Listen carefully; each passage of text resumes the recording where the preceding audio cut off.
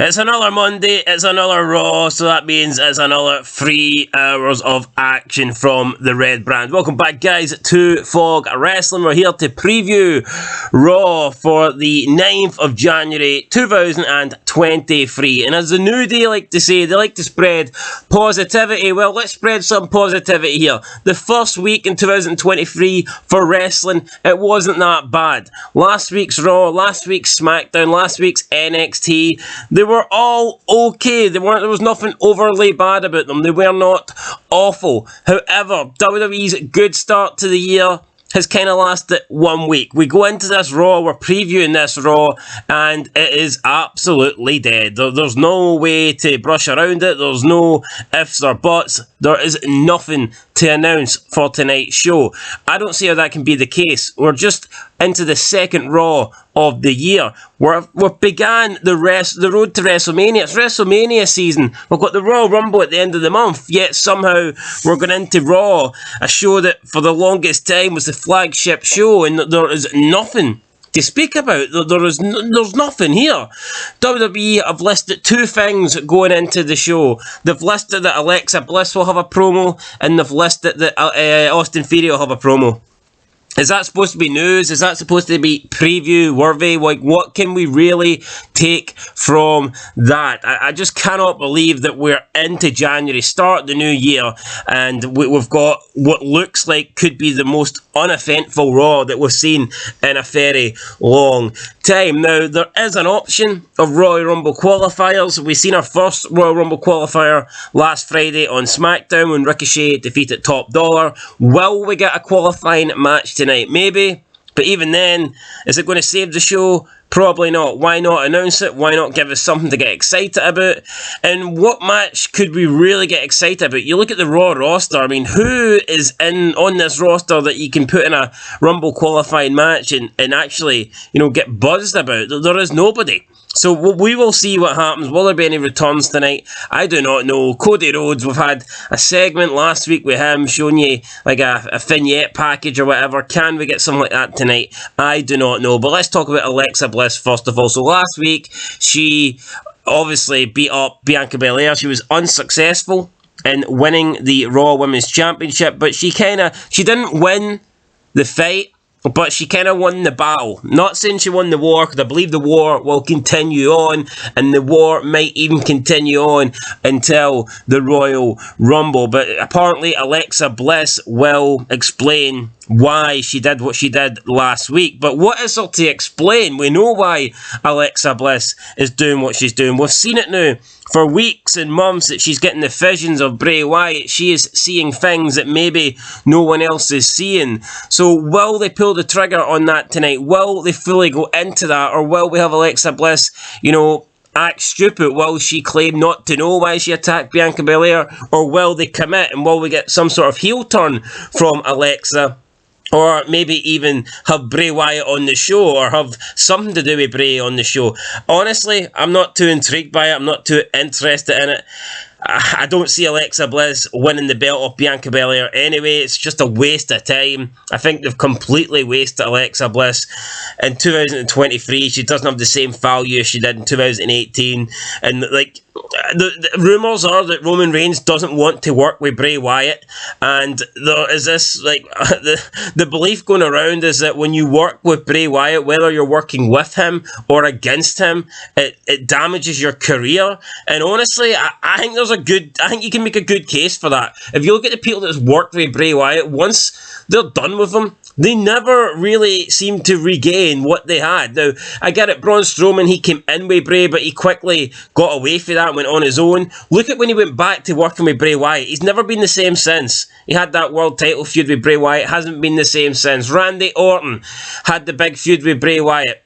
Hasn't been stuck in a tag team, a mid-card tag team with Matt Riddle. Alexa Bliss, ever since she teamed up with Bray Wyatt, when they went their separate ways, her career has pretty much been ruined. There's a whole list of people that you can look at that have worked with Bray Wyatt that just haven't really, recovered from their feud with the guy, and maybe there's reasons why Roman Reigns doesn't want to work with Bray Wyatt. So we'll see what happens, whether they're going to commit Alexa fully to Bray or whether they're going to do something else. But I don't get it. It's happened before. Is there any real point in teaming it up again? I would just personally have them go their own way. But, you know, WWE can do whatever they want. Now, another promo that we're going to get tonight, we're going to hear from the United States Champion, Austin Theory. I call him the United States Champion, but at this stage, he's like the main guy on Raw.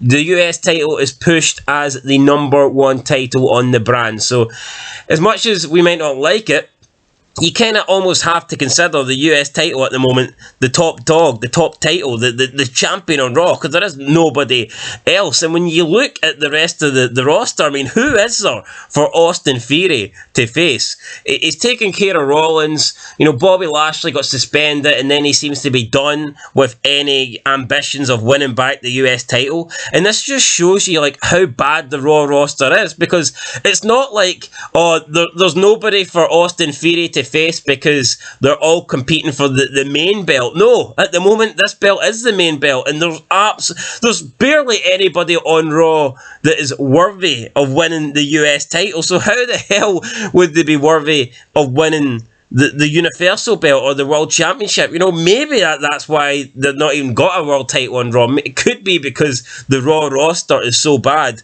that they don't think anybody is deserving of currently being the champ. So I don't know what they need to do. I'm not saying SmackDown is like littered with main eventers, but yeah, I feel like there is more on SmackDown. They need to get Cody Rhodes back desperately. They need to get Brock Lesnar back. Not Brock Lesnar. They need to get Bobby Lashley back on screen. And, you know, just push him, get him back into that, like, main event level that he was at last year. Because I feel like in the past 6 months, his stocks went down. Even though he faced against Brock Lesnar and he looked strong in defeat, I just feel like he's went from being a main eventer to a mid-carder. Upper mid-carder. And they need to get the main event Bobby Lashley back, because Raw desperately needs main event talents. And speaking of Bobby Lashley, they've been hinting at a possible return for the Hurt Business, but at this stage I don't think that's a good idea. I don't think that is going to help Bobby Lashley. If anything, it will hurt Bobby Lashley, no pun intended. Just look at the state of that group. Look at the former members. Shelton Benjamin, what has he been doing?